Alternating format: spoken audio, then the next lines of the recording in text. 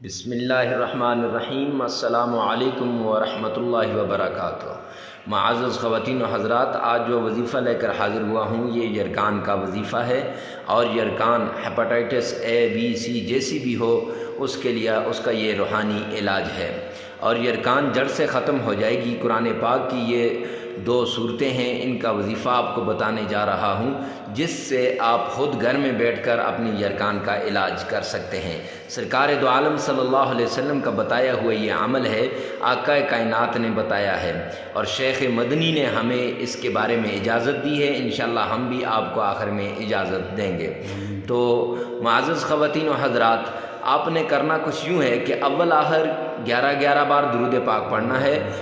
अल्लाहुम्मा सल्ली अला मुहम्मद व अला आलि मुहम्मद कमा सल्लैता अला इब्राहीम व अला आलि इब्राहीम इन्नका हमीदुम मजीद। अल्लाहुम्मा बारिक अला मुहम्मद व अला आलि मुहम्मद कमा बारकता अला इब्राहीम व अला आलि इब्राहीम इन्नका हमीदुम मजीद। फिर दरमियान में आपने सूरह कुरैश इसको 7 बार पढ़ना है और सूरह नबा इसको आपने 3 बार पढ़ना है। फिर आखिर के अंदर 11 मरतबा दुरूद पाक पढ़ना है। अब पढ़ के जो पानी है, पानी पे दम करके उस मरीज़ को पिलाएं। इंशाअल्लाह मरीज़ की जो यरकान होगी, मरज़ होगा, वो बिल्कुल ख़त्म हो जाएगा और मरीज़ इसको ख़ुद पढ़ के अपने ऊपर दम कर सकता है।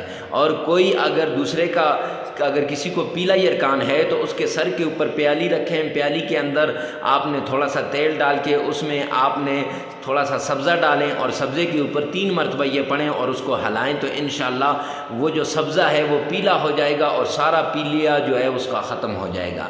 तो इस तरह आप ये अमल घर के अंदर भी कर सकते हैं। तो हेपेटाइटिस ए बी सी तीनों के लिए ये इलाज है। अल्लाह रब्बुल इज़्ज़त अमल की तौफ़ीक़ अता फ़रमाए और इस वजीफ़े को आगे शेयर करना न भूलिएगा। इजाज़त के लिए ये है कि सुबह भी आपने 1000 बार दुरूद पाक पढ़ना है और शाम को भी 1000 बार। अगर 1000 बार नहीं हो सकता तो 100 बार लाजमी पढ़िएगा।